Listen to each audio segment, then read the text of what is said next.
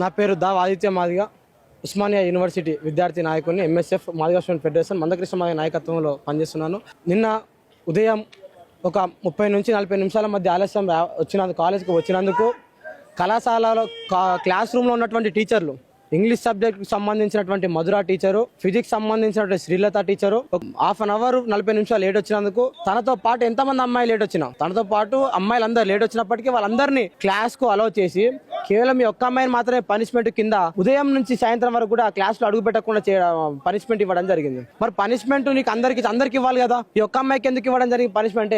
ఈ అమ్మాయి వాళ్ళ తండ్రి ఆ మధురమ్మ ఎవరైతే ఇంగ్లీష్ టీచర్ వాళ్ళ కార్పొరేటర్ వర్క్ కూడా ఒప్పుకోవడం జరిగింది. ఆ కార్పొరేటర్ పని ఒప్పుకున్నందుకు సగం పని కంప్లీట్ చేసి వ్యక్తిగత ఆరోగ్యం వల్ల కొన్ని పనులు చేయలేకపోయినందుకు మీ తండ్రి నా దగ్గర పైసలు తీసుకొని పని చేయలేటువంటి కక్ష పెట్టుకొని ఈ అమ్మాయి మిని క్లాస్ కొలవ కూడా చేయలేదు.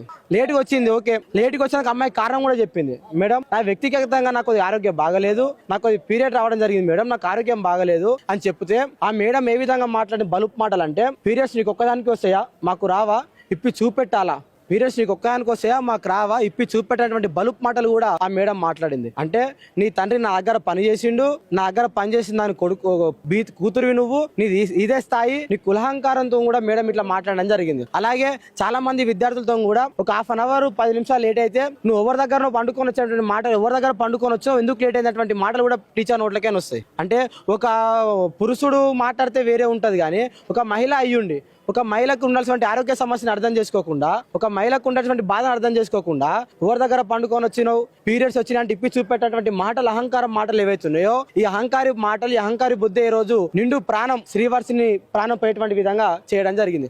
మరి బయట నిలబెట్టినప్పుడు సీసీ కెమెరాలు ఉన్నాయి కదా, మరి సీసీ కెమెరా ఉన్న ప్రిన్సిపల్ ఉన్నది కదా, సీసీ కెమెరా స్క్రీన్ మొత్తం ఆఫీస్ ఉంటది కదా, మరి ప్రిన్సిపల్ కూడా దీంట్లో ప్రిన్సిపల్ నిర్లక్ష్యమే చాలా ఉన్నది.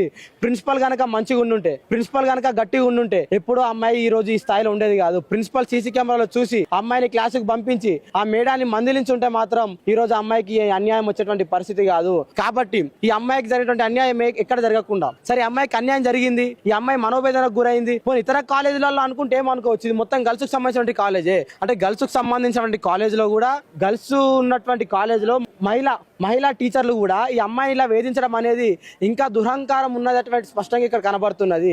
నేను పెద్ద చదువుకుని ఇక్కడ ఉండాలి, మీ అయ్య నా దగ్గర పని చేసిండు, నీ స్థాయి గది అని చెప్పేసి అక్కడనే పెట్టడం జరిగింది. కాబట్టి నేను ఒక విజ్ఞప్తి చేసుకుంటున్నా, మహిళా కమిషన్ విజ్ఞప్తి చేసుకుంటున్నాం. అమ్మ మహిళా కమిషన్ శారదమ్మ గారు, మీరు శ్రీ చైతన్యకు పోతారు, నాగార్జున పోతారు, నారాయణ పోతారు, అక్కడ పోయి పప్పు ఎట్లుందని గంటలు లేపుతారు, ఇది ఎట్లుంది అన్నం లేపుతారు, గది చేయడం కాదు తల్లి. శారదమ్మ ఇక్కడ రా, మహిళా కాలేజీ పరిస్థితి చూసుకో, మహిళా కళాశాలలలో, మహిళా విద్యా సంస్థల్లో ఇంకా మా పరిస్థితి చూసుకో. పేద బిడ్డలు శ్రీ చైతన్యకు ఓరు, పేద బిడ్డలు నారాయణకు ఓరు, పేద బిడ్డలు నాగార్జునకు ఓరు, పేద బిడ్డలు వచ్చేది ప్రభుత్వ పాఠశాలకు వస్తారు తమ్మ, పేద బిడ్డలు వచ్చేది ప్రభుత్వ కళాశాలకు వస్తారు తల్లి. మా పేద బిడ్డల బాధను అర్థం చేసుకోనికే నువ్వు ప్రభుత్వ పాఠశాలను సందర్శించు. నువ్వు ఫుడ్ కమిషన్ చైర్మన్ వో, మహిళా కమిషన్ చైర్మన్ వో, ఇన్స్టాగ్రామ్ ఇన్ఫ్లుయెన్సర్ మాకే ఇంకా అర్థం కానటువంటి పరిస్థితి ఉన్నది. ఇన్స్టాగ్రామ్ రీళ్ల కోసం ఆ కాలేజ్ సందర్శించడం కాదు, అదే ఇక్కడికి వచ్చి సందర్శించు, మా బిడ్డల బాధను అర్థం చేసుకో. పేద ఆడబిడ్డలు పడుతుంటే బాధను అర్థం చేసుకొని వీళ్ళ మీద చట్టపరమైన చర్యలు తీసుకోవాల్సిందిగా అమ్మ శారదమ్మ గారు విజ్ఞప్తి చేసుకుంటున్నా.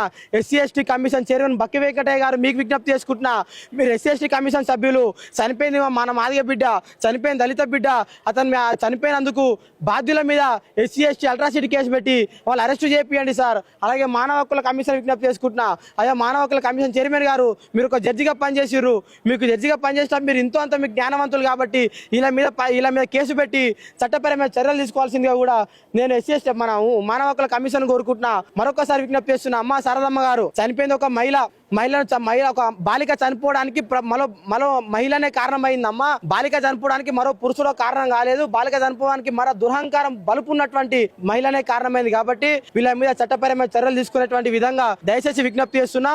ఇలాంటి పునరావృతం కాకుండా ప్రిన్సిపల్ ని, ఈ బాధ్యత మొత్తం నిర్లక్ష్యం చేసిన ప్రిన్సిపలే కారణం. ప్రిన్సిపల్ నాగరాణి గారిని కూడా ఎమ్మటే సస్పెండ్ చేయాలి, కొత్త ప్రిన్సిపల్ తేవాలి. ఈ ప్రతి కాలేజీలో ఉన్నటువంటి బలుపు మాటలు మాట్లాడే టీచర్లను కూడా సస్పెండ్ చేయాల్సిందిగా, కేసు పెట్టాల్సిందిగా, కుటుంబాన్ని న్యాయం చేయాల్సిందిగా విజ్ఞప్తి చేసుకున్నాం.